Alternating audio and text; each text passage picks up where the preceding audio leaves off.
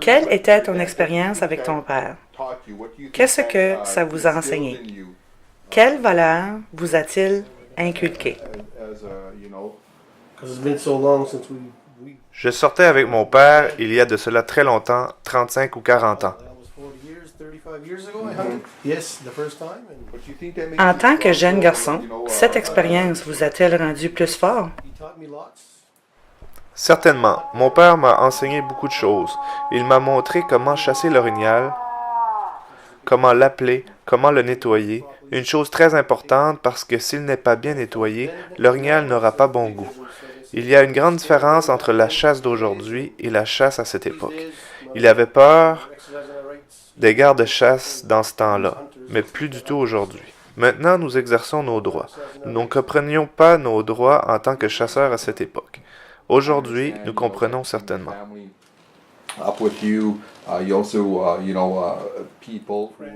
On m'a dit que tu amènes souvent ta famille et tes amis avec toi, ceux qui veulent apprendre. Tu leur montres à chasser l'orignal. Qu'est-ce que tu veux leur enseigner pour qu'ils aillent éventuellement seuls à la chasse? Je veux leur montrer à ne pas avoir peur de dépasser nos frontières restrictives, d'aller au-delà de notre réserve Micmac sans avoir peur. Aussi de leur montrer comment tuer, comment dépioter, comment éviscérer. Ils doivent apprendre tout cela. N'importe qui peut tirer sur un orignal, mais après, il faut le nettoyer et bien s'occuper de la carcasse. Il faut non seulement se promener en camion à la recherche d'un orignal, mais l'appeler pour qu'il vienne vers nous. C'est toute une expérience lorsque vous l'appelez et qu'il répond. Un de mes amis était avec moi lorsque j'ai appelé un orignal et l'orignal a répondu. Il m'a dit que c'était la première fois qu'il entendait ça. Il n'en revenait pas. Yep, something else. I just went up last week with John Martin, and he was amazed. That's the first time he said he ever heard the animal call back, and he couldn't believe it. He couldn't believe the sounds of it. Yeah. Yeah. Yeah. So what should a hunter know? Alors, qu'est-ce qu'un chasseur doit savoir avant d'aller en forêt? Particulièrement, quelqu'un de jeune ou quelqu'un qui va en forêt pour la première fois. Il devrait parler à un chasseur d'expérience, demander où sont les bons endroits pour chasser. Arrivé sur place, il faut chercher les pistes fraîches, ensuite appeler et ne faire aucun bruit. Je fournis pour les gens qui ne peuvent pas chasser eux-mêmes, qui n'ont pas les moyens de s'y rendre et qui n'ont pas de camion, ni de carabine, ou qui ne savent pas où aller, ainsi que pour ceux qui me demandent de la viande d'orignal. Je vais y aller et essayer de mon mieux d'avoir un orignal pour eux. Je ne demande pas d'argent pour ça. Ce serait bien si tous les chasseurs ici faisaient ça. Je ne suis pas un chasseur, mais je me rappelle que mon père et mon oncle chassaient et à quel point c'était important dans le temps. Ça l'est encore aujourd'hui. Je me rappelle que mon père ne chassait pas en octobre ou novembre, mais en décembre quand il y avait de la neige. Et dans le temps, il n'utilisait pas de carabine, mais plutôt une hache pour tuer l'orignal. Il le partageait avec les gens de la communauté. La nourriture prise l'hiver et même l'été était partagée autant que possible. L'orignal était important pour le peuple Mi'kmaq. C'était la source de nourriture et de peau qu'il nettoyait et conservait. Il gardait tout de l'orignal. La fourrure et la peau étaient utilisées l'hiver comme couverture parce que nous habitions dans une grande maison avec beaucoup d'enfants. Et c'est de cette manière que nous restions au chaud. La peau est aussi utilisée pour soigner parce que nos tambours sont faits de peau. Je deviens plus fort lorsque je frappe le tambour. Je viens de rencontrer des étudiants du Nouveau-Brunswick et j'ai fait un chant de médecine, provenant de l'orignal qui nous est venu de la terre-mère. C'est une grande force parce qu'à tout moment, tu peux prendre ce tambour et il te donnera de la force. L'orignal a vécu plusieurs années avant d'être tué. L'orignal a mangé seulement de la nourriture naturelle. Tout dans son corps est naturel. Alors c'est important d'honorer cet orignal. Le peuple Mi'kmaq devrait respecter cet orignal lorsqu'il le chasse. Et comme je le dis, c'est la médecine que nous utilisons dans nos tambours. I say it's a medicine because there's so many drums are made of that from that hide, the moose hide. Depuis environ 3 ou 4 ans, la communauté de Gaspé a entamé la chasse traditionnelle à l'orignal pour ses membres, particulièrement pour nos aînés qui ont 55 ans et plus. Personnellement, je n'ai jamais chassé, sauf les derniers 3 ans avec la chasse communautaire, parce que j'étais motivé de donner de la viande d'orignal à nos aînés, surtout ceux qui ne peuvent chasser par eux-mêmes. C'est notre devoir en tant que jeunes de leur fournir de la viande d'orignal, de les nourrir et bien sûr d'utiliser l'orignal pour autre chose comme la peau pour faire des tambours et les os pour fabriquer des outils. Pour notre chasse communautaire, nous demandons à différentes personnes qui sont intéressées à aller chasser pour une période de temps que nous déterminons. Nous capturons en moyenne de 40 à 60 orignaux par an. La viande est coupée et rassemblée dans les communautés. Ensuite, nous déterminons le nombre d'aînés et nous divisons la viande en portions égales. Cette année, par exemple, nous avons eu presque 2000 livres de viande que nous avons partagés entre 118 membres. Ça a été distribué également aux aînés de la région de Gaspé et Montréal. Nous conduisons à Montréal pour apporter la viande et nous avons une grande réunion. Lors de cette réunion, nous distribuons l'orignal et le saumon, bien sûr. Nous essayons de le faire en même temps. On distribue la viande aux maisons chez les gens qui ne peuvent pas aller chercher la viande. C'est une grande source de motivation et d'appréciation pour moi de voir les aînés sourire et apprécier la viande d'orignal. Pouvez-vous me parler du permis? Comment est-il distribué? Quelle est la procédure pour en obtenir un? Quelle est la signification du permis pour les membres de Gaspé? À Gaspé, nous avons des ententes avec le gouvernement du Québec et nous avons une entente particulière avec le gouvernement du Québec pour les membres de Gaspé. Nous émettons nos propres permis et les membres n'ont pas à payer. Nous avons un employé au bureau du conseil qui s'occupe de l'émission des permis, des tags. Cette personne travaille environ 6 mois par année. Pour nous, il est important d'enregistrer les prises de nos chasseurs. Par exemple, lorsque nos chasseurs abattent un orignal, nous avons un processus d'enregistrement interne que nous respectons. Combien de permis pouvez-vous émettre? Est-ce 50, 100 ou 200? Et combien de membres de Gaspé viennent pour en obtenir un? Pour l'instant, nous avons de 80 à 90 permis d'émis, ce qui pour nous est un bon nombre.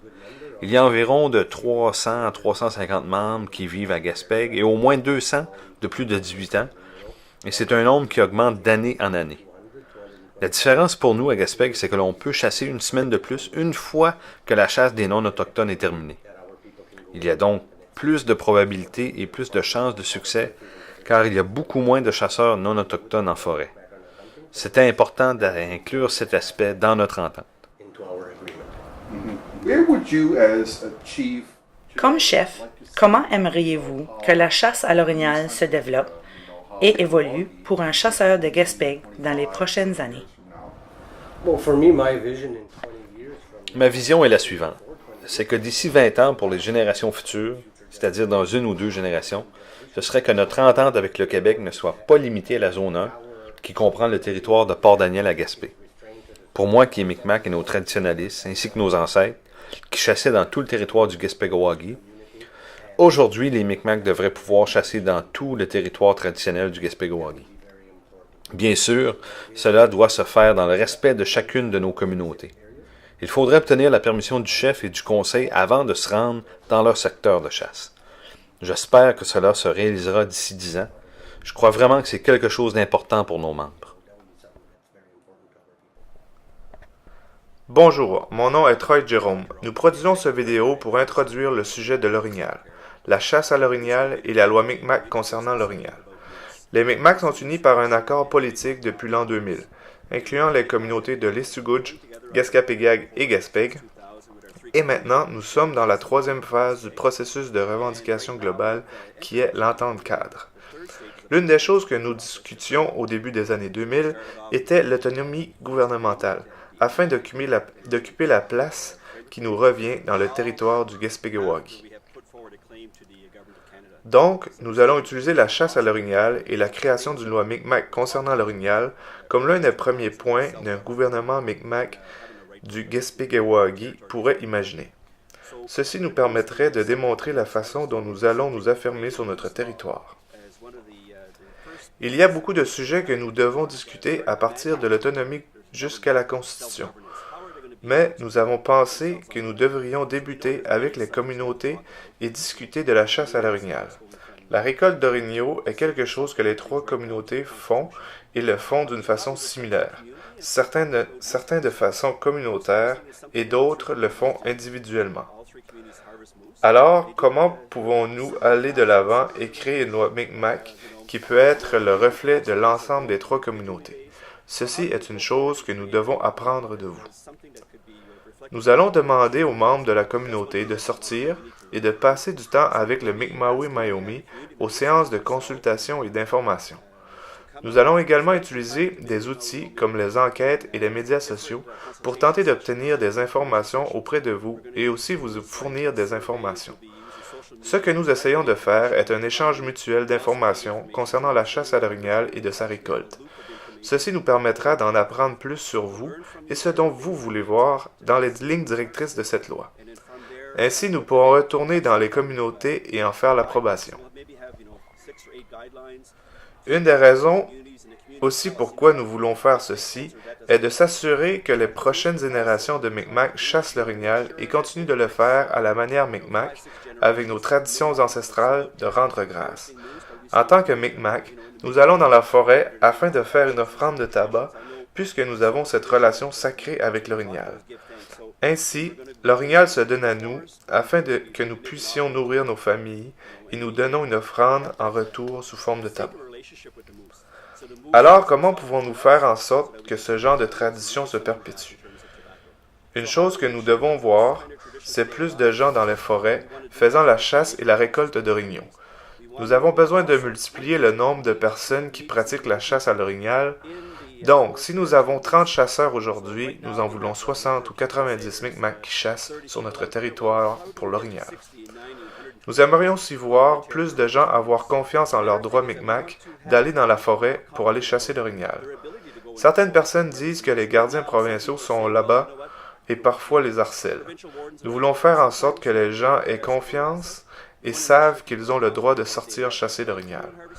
En mettant en place ces lois et ces directives et les présenter au gouvernement en leur faisant comprendre que si un Micmac chasse l'orignal, qu'il le fasse selon notre loi, ainsi il serait protégé par le gouvernement Micmac. Ceci permettrait un processus de réconciliation entre le gouvernement du Québec et notre peuple.